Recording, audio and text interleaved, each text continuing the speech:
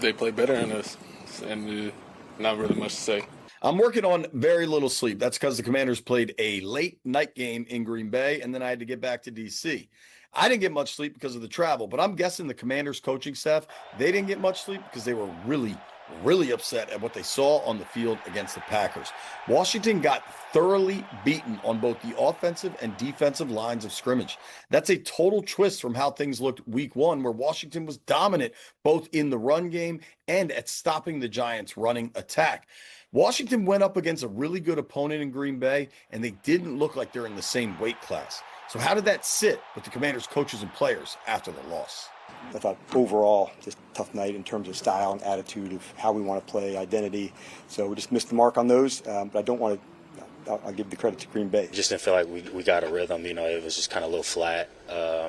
Last week, we felt like we moved the ball consistently. It was just some penalties here, missed opportunities there. Today, it just felt like, they executed better than us. We just couldn't get ourselves going. It wasn't the third or fourth year. We couldn't get out of first.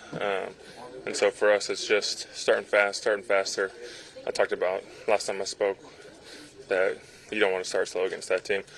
Micah's too much of a game record. They got too many good players when you're one-dimensional. So we just got to be better. We got to start faster. Ultimately, falls on us. We just didn't make plays. Starts with me. Starts with everybody up front. Starts with the whole offensive skill group. So it's not pointing the finger at anybody. Collectively, we're all to blame, and we'll get back to work. Making matters worse, it wasn't just the loss in Green Bay, it was the loss of significant players. Austin Eckler, the versatile veteran running back, and Dietrich Wise, the versatile veteran defensive end that was brought in this year to help stop the run, might both be lost for the season.